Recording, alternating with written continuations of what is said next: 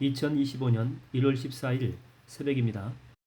오늘 본문의 내용은 아브라함의 종이 리브가의 그 가족들에게 리브가를 만나기까지 자기가 경험했던 그런 경험들을 간증으로 쭉 나열하고 있습니다. 봉독은 부분적으로 하겠습니다. 그가 이르되 나는 아브라함의 종이니이다. 여호와께서 나의 주인에게 크게 복을 주시어昌盛하게 하시되 소와 양과 은금과 종들과 낙타와 나귀를 그에게 주셨고 나의 주인의 아내 사라가 노년에 나의 주인에게 아들을 낳음에 주인이 그의 모든 소유를 그 아들에게 주었나이다.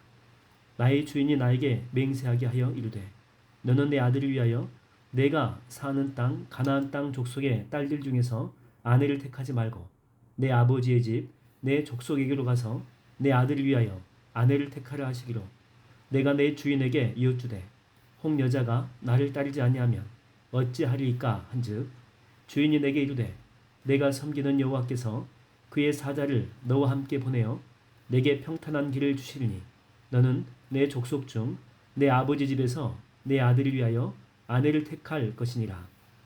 이렇게 쭉 해서 49절까지 내용이 나오는데 우물가에서 리브가를 만난 그런 내용들이 쭉 전개가 됩니다. 그래서 오늘 본문 창세기 24장 34절에서 49절까지 읽지 않은 나머지 본문은 여러분들이 직접 읽어주시기 바랍니다. 하나님 말씀을 증거하겠습니다. 양을 이렇게 푸른 초장과 물가로 인도하는 것은 목자의 몫이죠. 그러나 이 풀을 뜯어먹고 물을 마시는 것은 양이 감당해야 되는 것입니다. 가만히 입만 벌리고 있다라고 해서 물이 또 풀이 입속으로 들어가는 것이 아니죠. 스스로 반드시 입을 벌려서 먹어야만 합니다. 그러니까 목자가 할 일이 있고 또 양도 해야 될 일이 있다라고 하는 거죠. 이 종을 이렇게 보게 되면 다 똑같은 종이 아니고 등급이 있습니다. 부잣집 종도 보면 그냥 되는 것이 아닌 것 같습니다. 오늘 이 본문도 이렇게 보게 되면 종이 변호사같이 탁월한 노련미가 있는 것 같아요. 그러니까 논리적으로 이 과거의 일을 간증하면서 리브가를 달라고 설득하고 있죠. 그래서 설득의 내용이 아브라함이 부자가 되었습니다. 우리 주인이 부자가 됐다는 거죠. 또 외동 아들이 있습니다. 이삭이 있습니다. 하나님께서 이렇게 인도했다 등등. 그러니까 일반 종으로는 할 수 없는 그런 내용들을 나열하고 설득하고 있다라고 하는 거죠. 그러니까 박학다식하고 영리한 종입니다. 무턱대고 주님의 뜻이니까 달라고 하면 줄 사람이 있습니까? 누가 주겠습니까? 그래서 이 설득이 필요하다라고 하는 것이죠. 그러니까 이곳까지 인도해 주시는 분은 하나님이셨지만 인도된 곳에서 최선을 다하는 것은 또한 사람의 몫이다라고 하는 거죠. 우리가 잘 알고 있는 이런 예화가 있지 않습니까? 한 사람이 홍수가 나가지고 지붕에 있어요. 이 사람이 또 신앙이 있고 믿음이 있는 사람입니다. 그래서 하나님께 살려달라고 간절히 기도합니다. 그랬더니 정말 하늘에서 응답이 온 것입니다. 내가 너를 살려주겠다. 아무런 걱정하지 마라. 그래서 보니까 저만치서 보트가 다가오는 거 보트가. 그래서 보트에 있는 사람들이 타세요. 위험합니다. 물이 점점 불어나고 있어요. 그랬더니 걱정 말라고 가라고 하죠. 나 하나님이 살려주기로 했다고. 그래서 보트 위에 있던 사람들이 설득하다가 안 되니까 그냥 갑니다. 또 나중에 이렇게 보니까 하늘에서 헬리콥터가 이렇게 날라옵니다. 밧줄 내릴 테니까 몸을 묶으세요. 물이 더 이상 불어나면 위험합니다. 그랬더니 그냥 가래요. 나 하나님이 살려주기로 했으니까 걱정하지 말라고. 근데 그 사람이 물에 빠져 죽은 것입니다.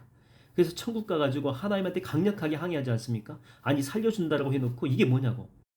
그랬더니 하나님께서 씩 보시더니 야, 그 보트하고 헬기 네가 기도해가지고 내가 너한테 보낸 거야. 내가 널 살리려고 보낸 거라고.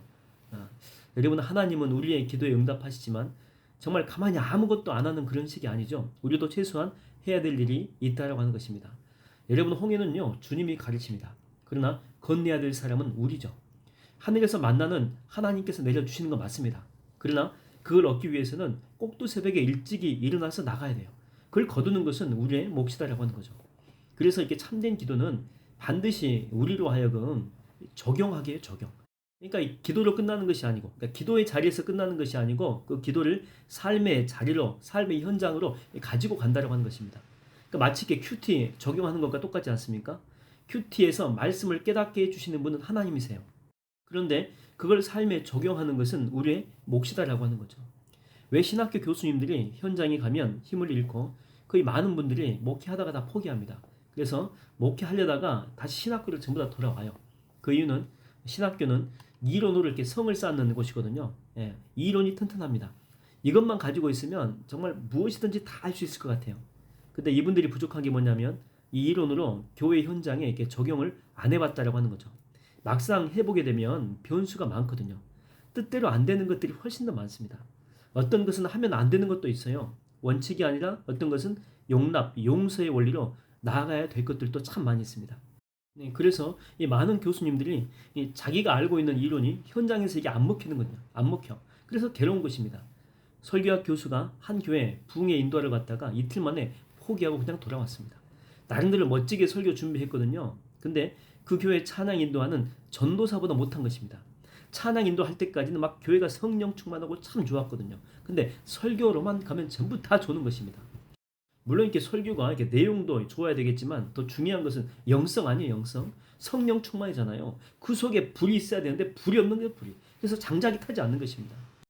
그래서 여러분 오늘 우리가 기도할 때 이렇게 간구하십시다. 기도할 때 임한 그 성령의 충만함이 기도로 끝나지 않게 하시고 이 삶의 자리, 삶의 현장까지 연결되게 해달라고. 삶 속에서 현장 속에서도 충만함이 나타나고 역사가 나타나고 기적이 임하게 해달라고. 또 내가 이 삶의 현장에서 이 기도를 실천해야 될 그런 상황이라면 믿음으로 적용하고 실천하는 삶을 살게 해달라고. 이렇게 오늘 하루 여러분의 삶에서 또 여러분의 현장에서 성령으로 충만한 권세 있는 날이 되기를 주의 이름으로 축원드립니다.